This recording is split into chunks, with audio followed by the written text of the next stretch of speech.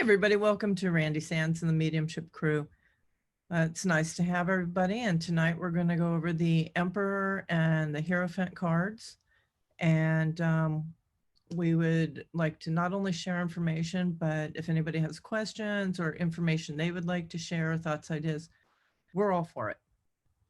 So what we're going to do is we're going to start with some very basic stuff that I want to cover, which is the info that I put out. That's based on my opinion, my studies, and my research. Okay, it's not necessarily concrete for everybody.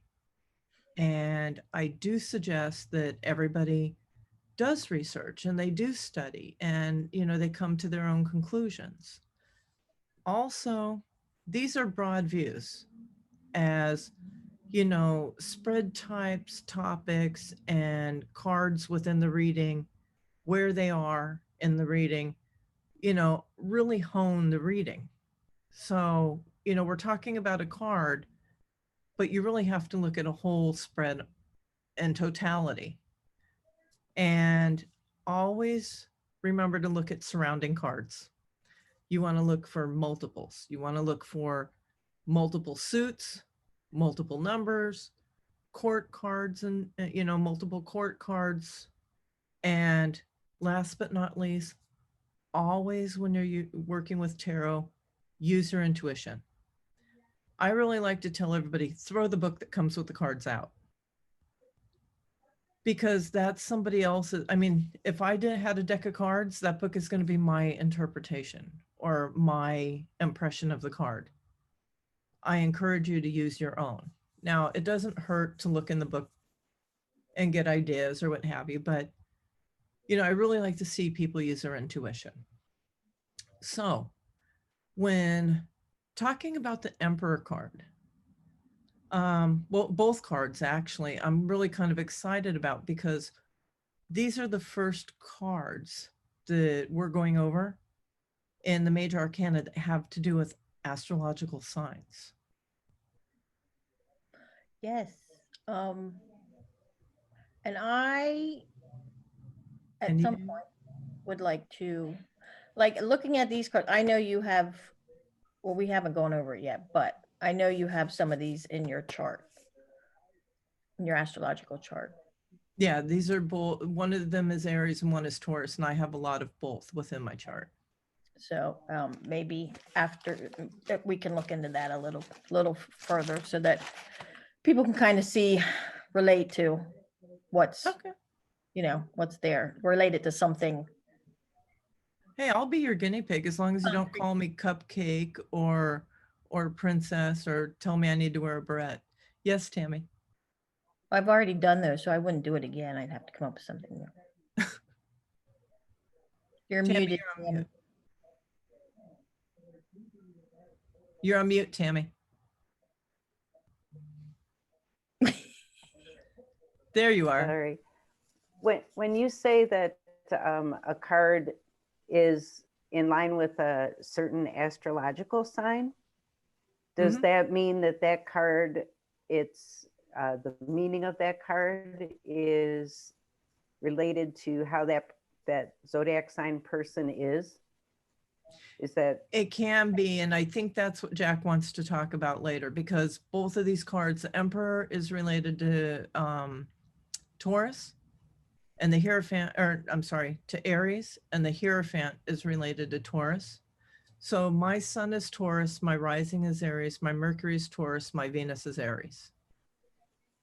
So Jack. So that means that you have the certain traits of what that card represents? I think that's what Jack was saying, yes. Yes. Yeah. And it's fire, what? Emperor's fire and the Hierophant's earth as well. So then those qualities tend to show up in people too. So we'll look at that after. I'll be Jack's guinea pig.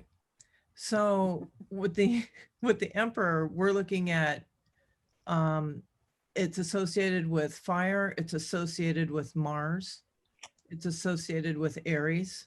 So like timing, if you're looking at timing, and that card comes up, well, you know, March 21st to April 19th could very well be your timing. Make sense? That's when Aries is. Oh, I see. Okay. So upright, this card is the warrior. It's paternal. It's king. It's authority. It's government. Well, I don't know how I feel about that when we're talking about me, but no.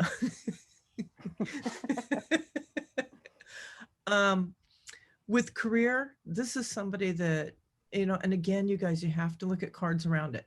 But if this was about career or business, this is somebody that would probably be a bit of a powerhouse in their field.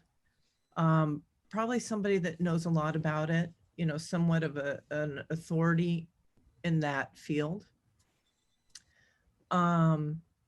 If this was in a reading that had to do with a conflict of any type, depending on the cards around it, but, you know, talking about this card specifically, I would say that there was probably a very good chance that this person would be successful in this conflict and that they're justified. Okay. But I would also, depending on the cards around it, ask if this would be a fulfilling victory. You know, if this is really what they want, or would it be a hollow victory? This card is about, again, my opinion, it's about going with the mind over the heart. So let's say it was about a love interest. Well, maybe that love interest isn't being as responsive as the person wants. That love interest may be going with their mind. Let's say their mind is telling them, look it, I need to concentrate on my career right now. You know, it's not that I'm not fascinated with this person, but right now my career is more important. So they're choosing mind over heart. And that's just one scenario, but, you know, I'm trying to give you guys an idea of what I'm trying to get across here. Do you guys understand what I'm saying? Yeah. So, and I have a question for you. yeah. Well, not a question, but could it also be like in making decisions, Mm-hmm. you know, you would go not maybe with what your heart is telling you, but what your head is telling you? Yeah, that's what I mean. It could be in any area, Okay. but a lot of times this card to me represents somebody that, or something that's going with mind versus heart. Okay. And again, look at the neighboring cards, because that will have a lot to do with honing what the big picture is. Now, always look for multiples. Okay, because there's meaning in multiples. So let's say this card comes up in a spread, and let's say in that spread there's a whole lot of wands. Okay, so what would that tell us? What's the suit of wands about? Anybody know?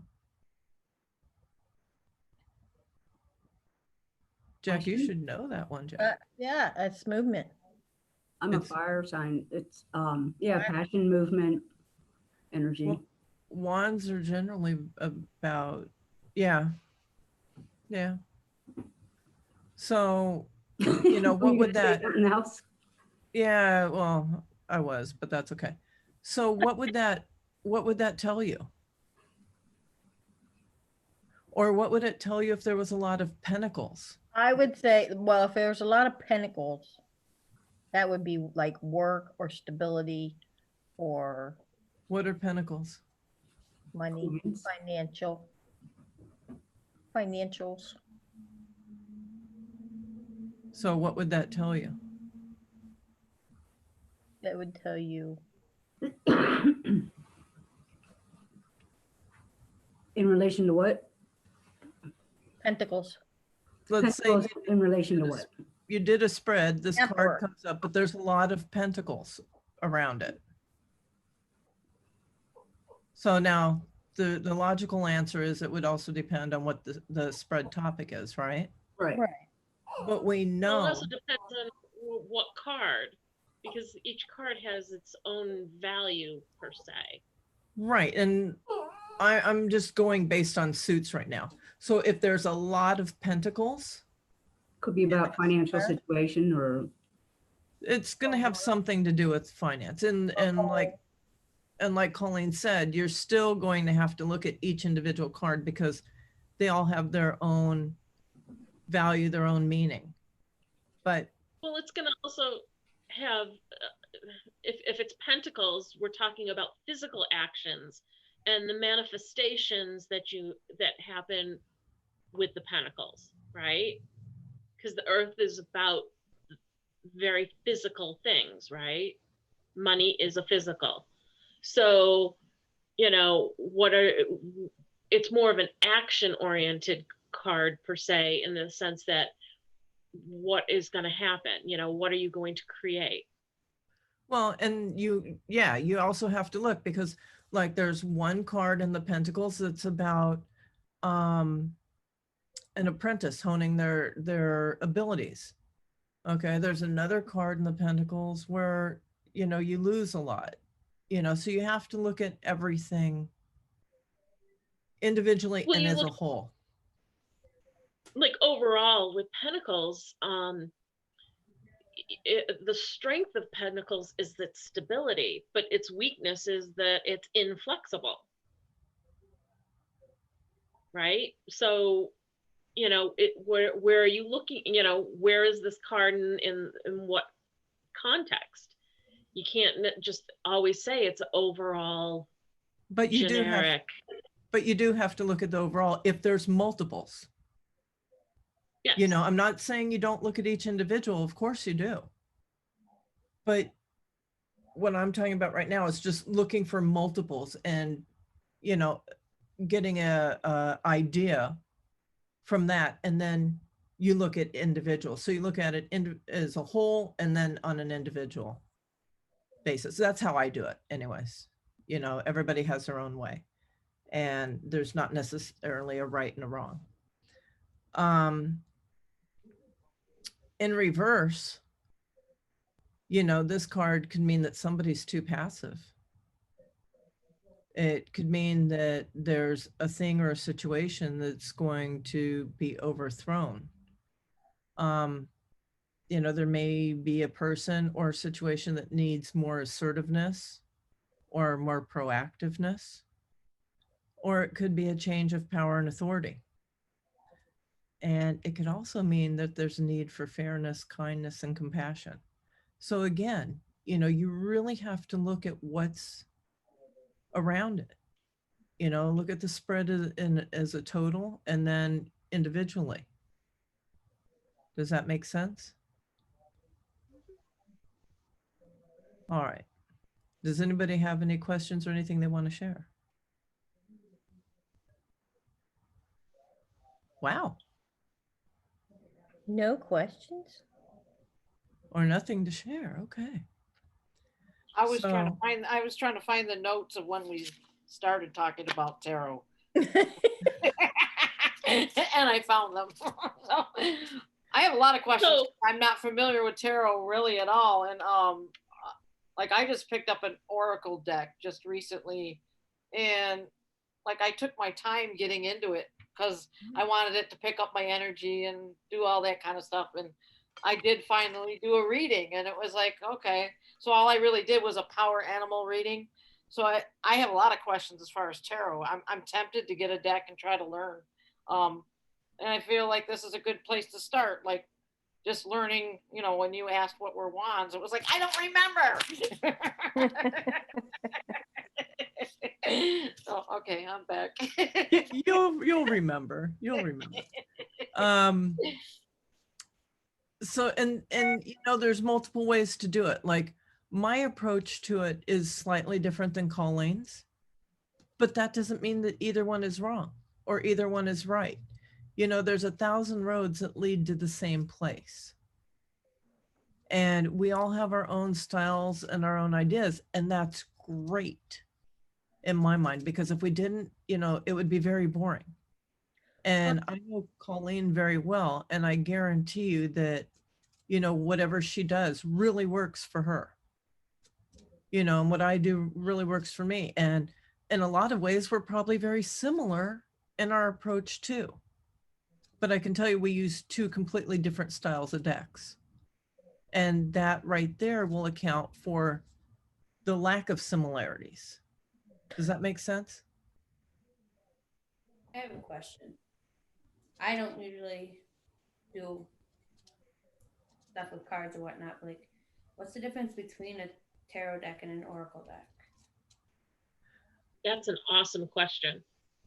Yeah, it is. A tarot deck always has 78 cards. It's got a major arcana and it has a minor arcana, which is divided into 4 suits. Okay.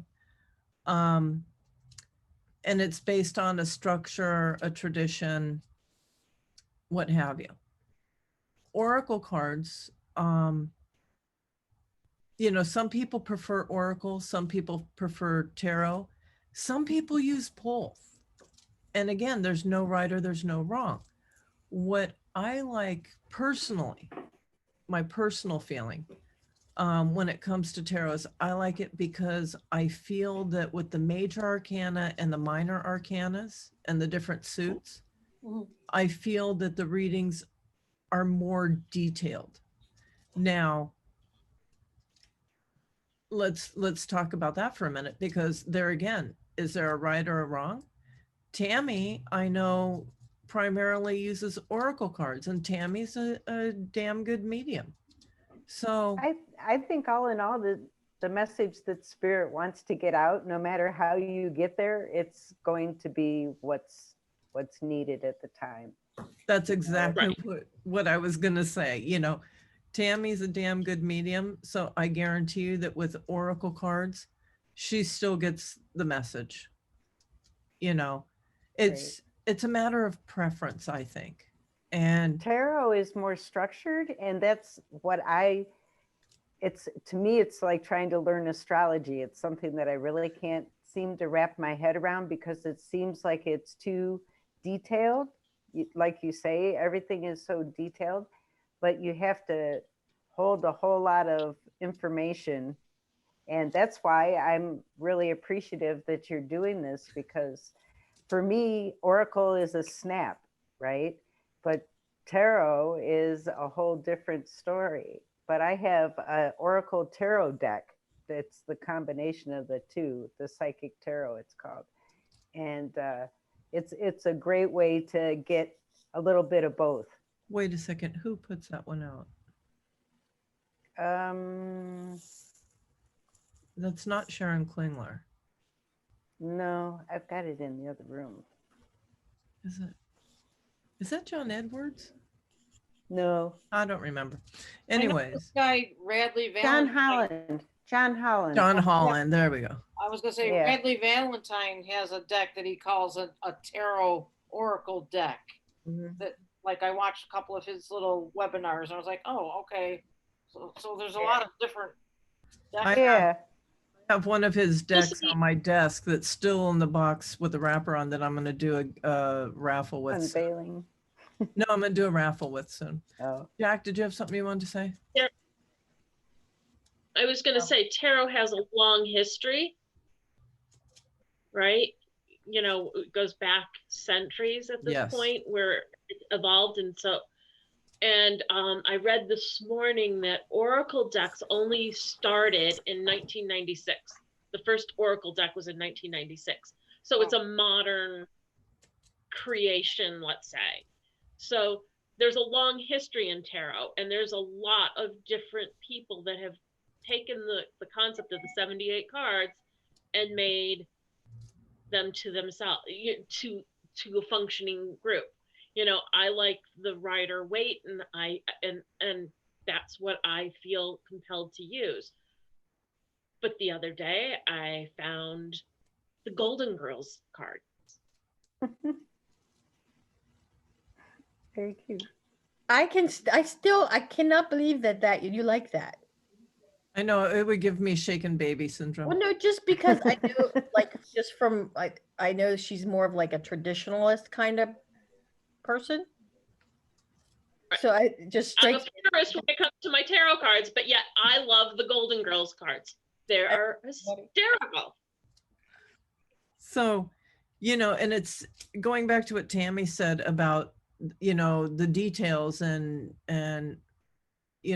all the different things that go into tarot. If you ask Jack or you ask Colleen, both of which know me very well, the reason Oracle doesn't work as well for me is because I'm all in the details. I think that I give Jack shaken baby syndrome because I'm always in the details. She said something to me about it the other day, like, doesn't your head hurt? No, not at all. It's like, really? You ever not just look at something and say, oh, gee, that's Nope, I have to dissect it. All right, so let's go to the Hierophant. Wait, before we go to that, like, Sure.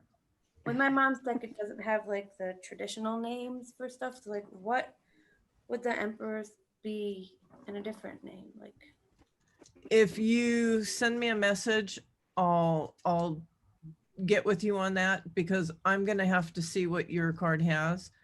But I'll tell you, if you go on Google, this will make it even easier. If you go on Google and you Google the major arcana, it should give them to you by number or in order, and you can compare that to what you have. I mean, this is the ones that she has. Yeah, I'm not familiar with that. But like if you Google it, you Google the major arcana and tarot, it'll give you the numerical order and it'll give you the names. And then you can compare them so that you'll know what's what. And it would be a number, the emperor is number Would be 4. 5. 4? 4. Four? The The 4? 4. No, 5. Oh, yeah. Wait, yeah, because it starts with 0. The Fool's 0. 3 is the card. 4. Yeah, so it would be 4. Yeah, you messed me up, Jack. Yeah, the Fool, you have 0 through 21. 4. 5. I turned to Jack yesterday and I went 3. And I was dead serious and I realized what I was doing. So the Hierophant is Earth. It's associated with Venus, and that is associated with Taurus, which is April 20th to May 20th, which I think is really cool because that's like the only astrological sign that like starts and ends on the same number. So I kind of am fascinated with that. And for me, that's about traditions, institutions. It's about conventional, it's about structure. So when I see this card, I think about conforming. I think about suppressing non-traditional ideas or being different. I can get that there's hidden traits that are deemed unacceptable or untraditional. Deception. And when I say deception, let me give you an example. So we're in 2020 and things are much different, but let's say back in the 1940s, if you were, let's say, gay, that was definitely not something that was overly popular. So somebody may have, tried to keep that hidden because it's non-traditional, it's non-conforming, right? So that's kind of how I see that. And that could be in a lot of different arenas. I'm just throwing out an example. Does that make sense? Yes, That no, would maybe. wouldn't that be kind of reversed? What do you mean? Because it's The non, Hierophant reversed. at least the way you non-traditional. explained it anyway. Because it's non-traditional and non-conformist, so that would be the reverse of. Well, upright, it can still be deception. It could be withholding information. Yeah, I think I read that it was kind of like protection, like protecting, like keeping something from somebody for protection maybe, or something like that, or Yeah, and again, it depends on all the other cards around it, because it can be upright, but depending on the cards around it, you know, that's why it's kind of hard to just go by a card, because you really need to look at the whole spread. And, you know, it depends what's next to it. Like, you know, you could have the Two of Wands, or, you know, different things that are going to change the big picture. You see what I'm saying? Well, if you just look at it in its own silo, so if you're just looking at Hierophant by itself, you know, when I just pull a card and I see the Hierophant, I'm gonna feel very cautious to not rock the boat. And tradition and conformity and beliefs and a very conventional life is being indicated. conservative. You And know? possibly religious. Right. You know, things like that. Yeah. I just tried And to, that's upright. You know, but I think that you're saying, you know, you're trying to say, well, you've got to look at the other cards. Yes, you absolutely do. But if you're just giving people an overview of kind of the card and what it feels like and what it represents, I think it's okay to look at it in the silo and say, here are some of the things that it would mean upright, and here are some of the things that would mean reversed.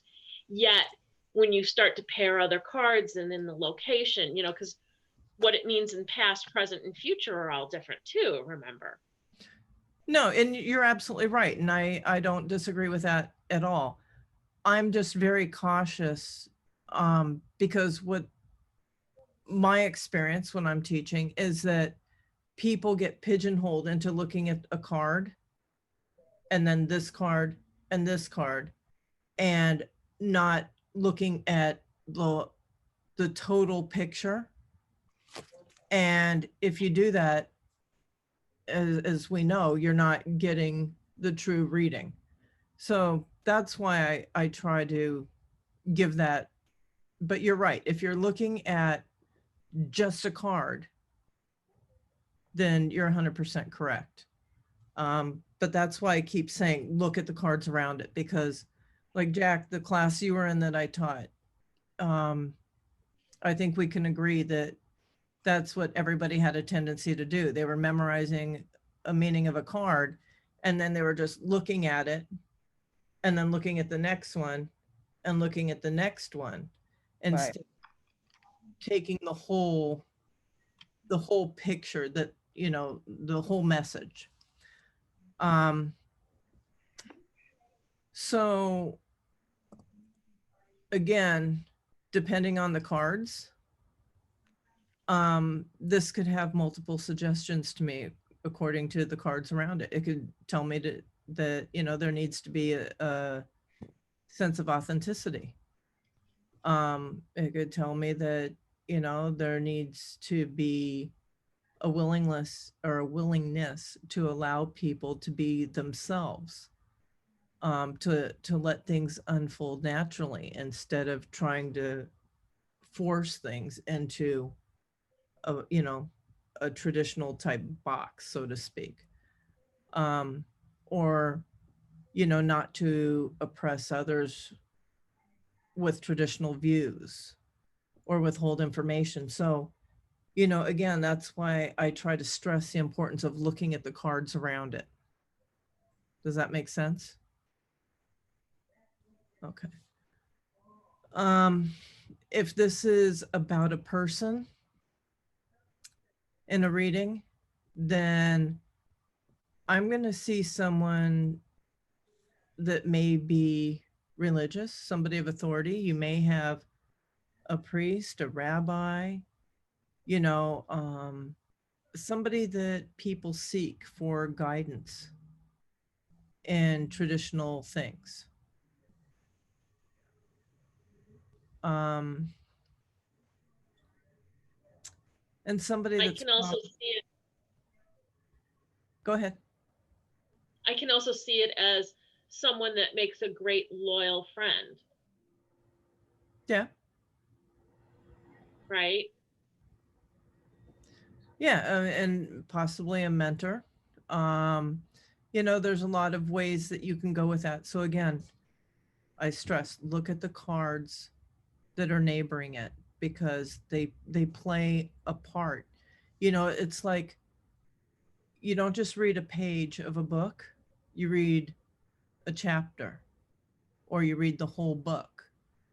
And that's how you get the whole story, right? Now, in reverse, I see a free spirit. I see a bohemian type attitude. I see a nonconformist. I see somebody that possibly had an unusual upbringing or education or both. I see somebody that is willing to take a stand for their beliefs, even if it means they stand alone. Somebody that's willing to be a black sheep over their beliefs. Somebody that is self-governing, somebody that develops their own sense of right and wrong, versus upright, where it's more tradition dictates right from wrong. So that's what I see in reverse with this card. Does anybody have anything they would like to ask or add to? I have a Yes, That's question. me. Oh, sorry, Sure. Tammy. Go ahead, Lynn. Well, Colleen had mentioned about that it depends if you're looking at past, present, or future. How would you read like the Hierophant for past, present, and future? How does it differ? My answer is probably going to be different from hers, because and you're going to get both. Okay. So my thing is going to be, again, it depends on the cards around it. Okay. It's all dependent on that, but like if it's in the past position, it's more about past ambitions, okay, and Oh, okay. not necessarily about your present circumstances, where in the present it's more about what's going on right now in the here and now. And in the future, I would see it's more be an organic unfold in a positive way, instead of you forcing it with a Hierophant. Okay. But again, it depends on all the cards that are there. So you just have to kind of feel your way through it. And at some point you will feel and understand, when you're looking at cards, you can go, oh, this, and this. Yes, I have all of this knowledge of what I've read about the cards and what I've gleaned the knowledge. But the fun part of it is when you get the cards and you're with somebody, and yes, those cards are cues for us, and I work off of my intuition, and I just let it flow. Yep. And I'm pretty sure that's how Randy works too. Mm-hmm. Yeah, it sounds like. Now, if I had to do what Colleen just did with just a card. Okay, so let's say I just have the Hierophant card and there's nothing around it. Past for me is going to be that this is somebody that was very involved in something very structured, probably religion or some sort of institution, in their past. Like possibly they went to Catholic school. If you're reading for somebody that's young, their past, maybe they went to a Catholic school, which is, very structured, right? Mm-hmm. If I saw it in the present, I would say that they're in something very structured now. Okay. And it doesn't have to be religion. A lot of times it can be, but I mean, it could be something very structured. Would you say police department or military is very structured? Yeah. Or maybe they're going to go to school or for something, or like for Right. future. I mean, it's structure, For government. conform, things like that.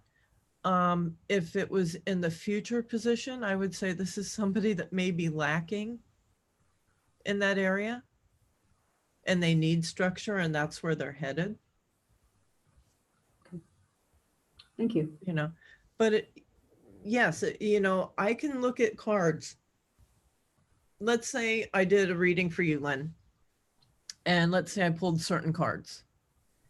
And then I did a reading for Tiffany, and Tiffany got the exact same cards. Like, what are the chances of that? Like, none, right? But let's just say hypothetically it happened. You may get a completely different reading than Tiffany because I'm going to use my intuition. And like Colleen said, the cards are like cues.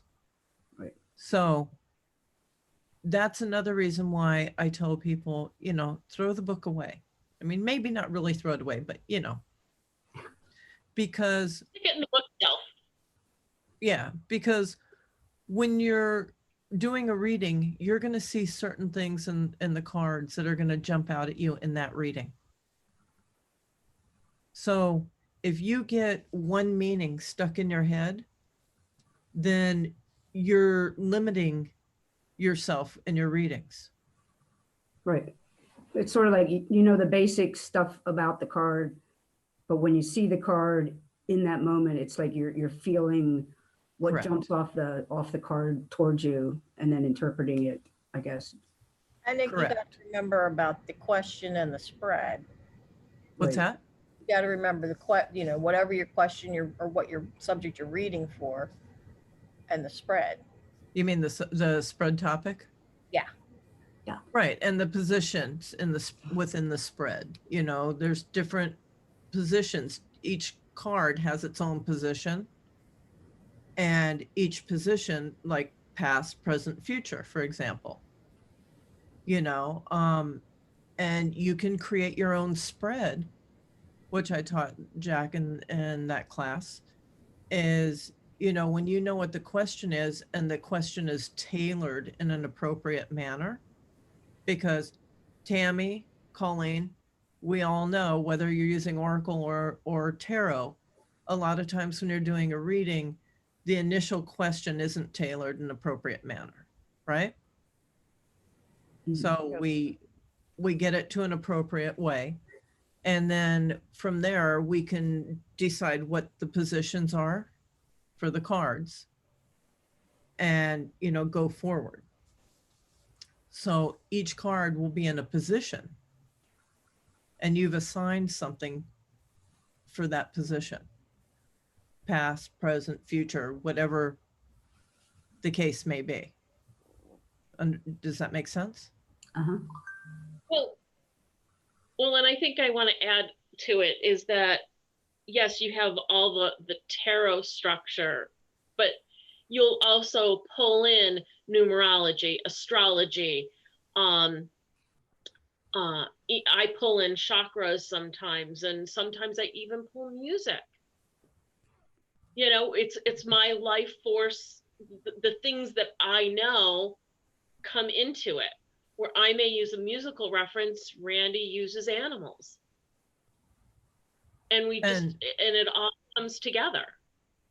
And I do use a lot of numerology at this point in my readings. In my younger years, I didn't, but now I use a lot of numerology. And, you know, obviously I use astrology because I said I was very excited, you know, because tonight was the first of the major arcanas that had to do with astrology. So yeah, I enjoy that. So does anybody else have any questions or anything they want to share? Just a quick question. The minor arcana is the suits, right? Yes. Okay. Correct. And generally you have the wands, the cups, the swords, and the pentacles, but sometimes a deck can have slightly different names. Like sometimes pentacles is coins.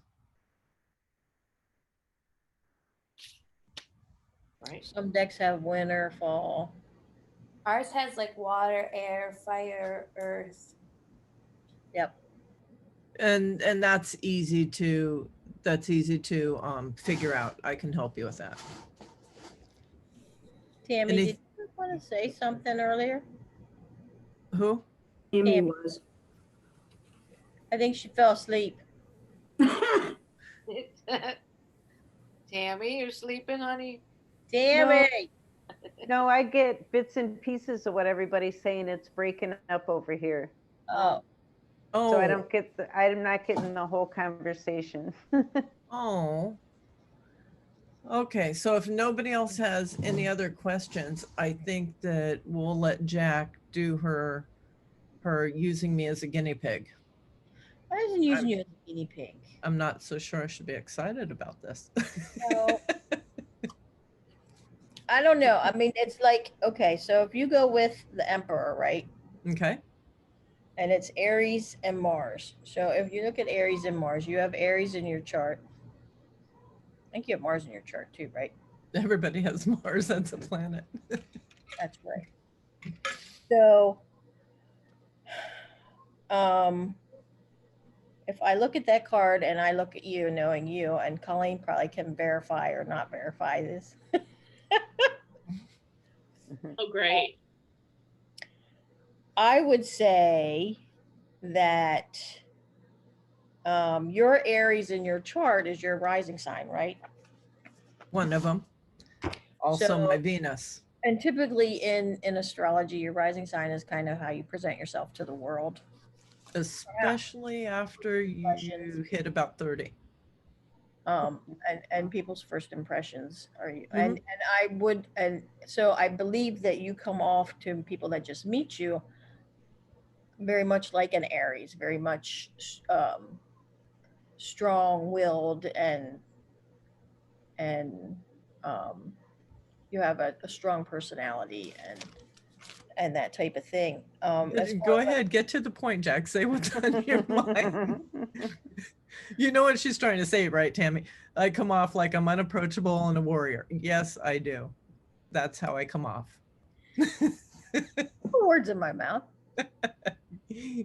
Um, But but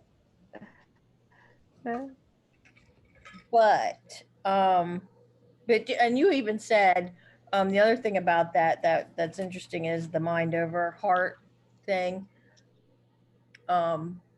Because I know that's how you do things a lot, typically anyway.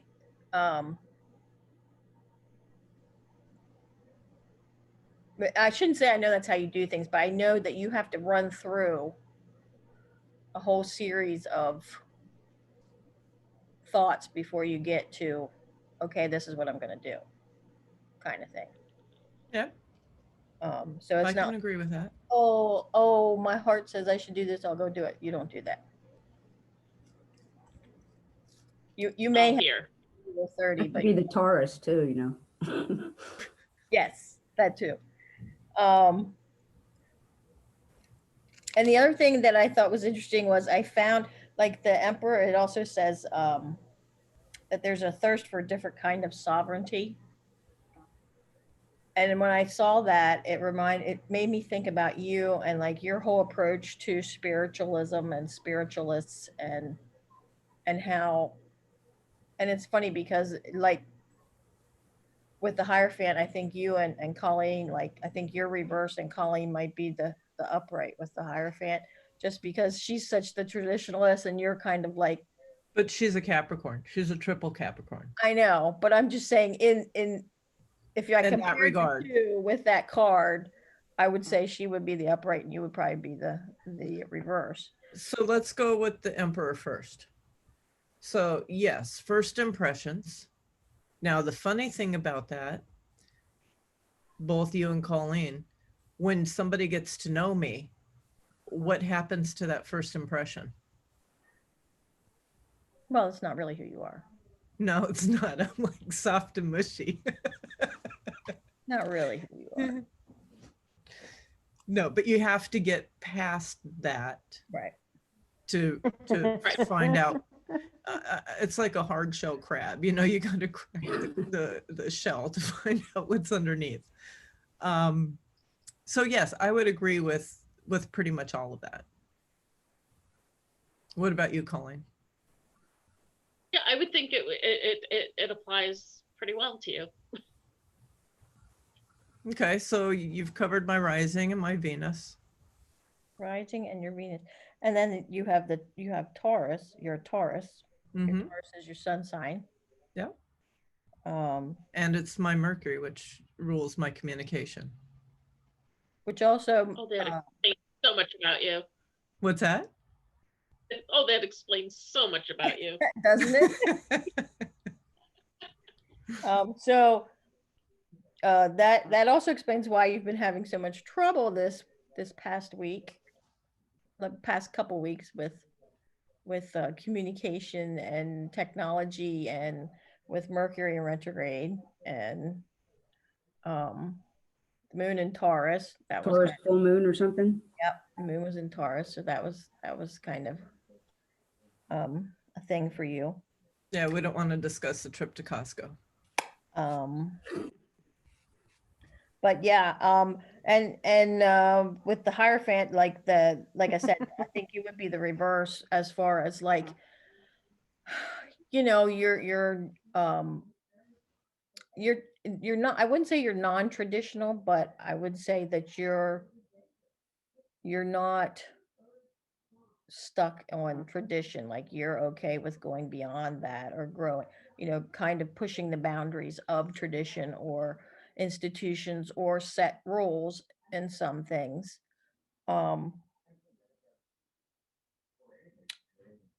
And you the non-traditional upbringing was kind of interesting. That you're kind of like, you don't have a traditional upbringing, you don't have you didn't work traditional, like a traditional job. You were an iron worker, which is not typically a traditional job for a woman.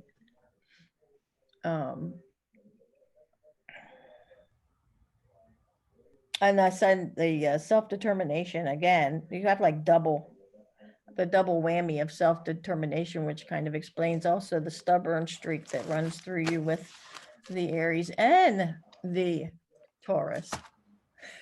Did anybody just hear her call me double stubborn? Double stubborn. So, okay, so let's Next week you can pick on me. Yeah, she's so stubborn. She won't use a barrette to keep her hair out of her Right, face, out of her eyes. I know it's in my eyes. It's poking me in the eyeball. You'd rather look like Pebbles than put a damn barrette in her hair. Oh, I'm not wearing a You wear a beret. headband. I suggested that too. That You said you were going to look for him. oh, that's So- right. I So let's talk about that. I would agree with all that. You know, when I think of an unconventional path, you know, I think about people like John Lewis. I think about Ruth Bader Ginsburg. You know, these are people that took untraditional paths and they pushed boundaries for what they felt was betterment of mankind. You too, would you say that that would fit? I think there's an element to you that you present non-traditional outward, but there's a part of you, when you get to know you, you like those little traditions and you have your own set of ways. But to the outside world, you are just a non-conformist, but you very much conform to the norms. she's almost like an oxymoron. She's like a structured nonconformist. Did you just call me a moron? Well, if the label fits. Hey, Jack, I'm on your side today. I would No, say, I'm giving the giggles. Usually I'm the straight face. I know, right? well, ask Jack what happens when she tries to insult me. Have you tried to do that yet, Colleen? Nah. Well, Well, I didn't sunshine and light. I didn't do it and mean it, but I did it, and it was just the most ridiculous thing I've ever seen in my life. It was hysterical. It was weird. Because you like you accidentally insulted her, or Oh, it wasn't an accident. I called her a name, which I won't repeat. Oh. And she got like about 3 or 4 different colors red and got hysterically giggly, and it was just very bizarre.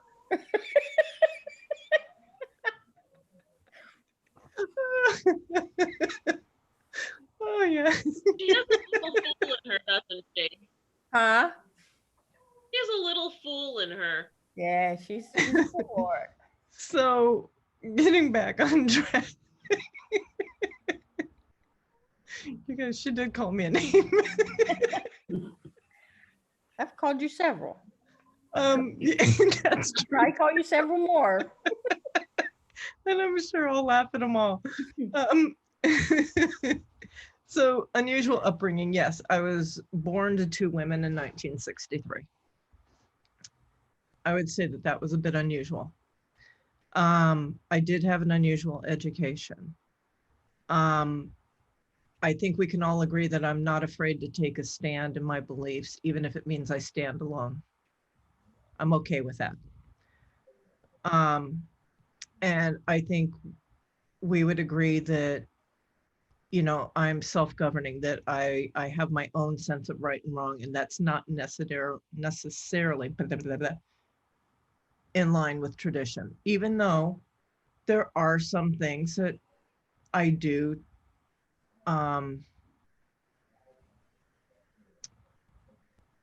enjoy about tradition, I guess would be a good way to put it.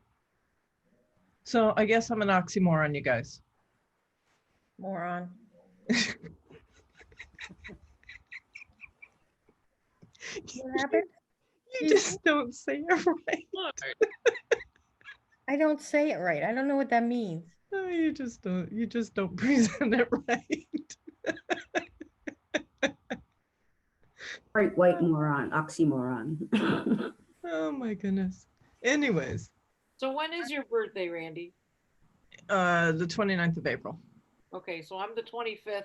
You're born in 63. I'm born in 63. I just think it's pretty wild that we're both Tauruses. But I believe my moon is in Gemini or Cancer. Gemini. It's Virgo rising. Gemini, because mine is Cancer and moon is fast moving. It's every, if I remember correctly, it's 2.5 days. Yeah. Okay, mine's Gemini. All right, that's pretty interesting. Or wait. You're the 25th? That's 3 days. Yeah, my moon's in Gemini. It's like right on the edge of Taurus and Gemini. Yeah, okay. I was going to say, because that I would have, my first, like what was going through my mind is that's like Taurus. Yeah. So you're probably like 1 degree Gemini. Something like that, yeah. I just did That's a why I like you guys. Why? Because you're both Oh. Tauruses. Oh, what are you? Aquarian. Aquarian. They're definitely fly by the seat of their pants, you know, depending on where everything else is. Yes, we but- are. I'm that card upside down. For sure. Well, let's And I'm sign a off. triple Yep. Oh, I'm sorry. Capricorn, and I'm a triple Capricorn. So Oh, and she's so traditional. but my tarot card is the devil. Triple Capricorn. How common is that? To be a triple. It is so rare. The only other triple Capricorn I have found to date is James Earl Jones. Wow. There's only Oh. 2 minutes of every year that it can happen. Huh. And she's in those 2 minutes. Wow. Is that like Very for every sign? structured. Is it like rare for every? Huh? Is it rare for every sign or just Capricorn? I don't know about other signs, but I Sure. know that the rarity in Capricorn is really, Really rare. really rare. What Very day were you born in Capricorn? Huh? When is your birthday? Because I'm a Capricorn as well. December 23rd. I'm the last day of Capricorn. And she's very structured, very traditional. Like even her mediumship is far more traditional than mine. Like her dress code is far more traditional than mine, which is good. You know, like, don't you believe that women's shoulders should be covered and whatnot? Yeah, see, and I'm more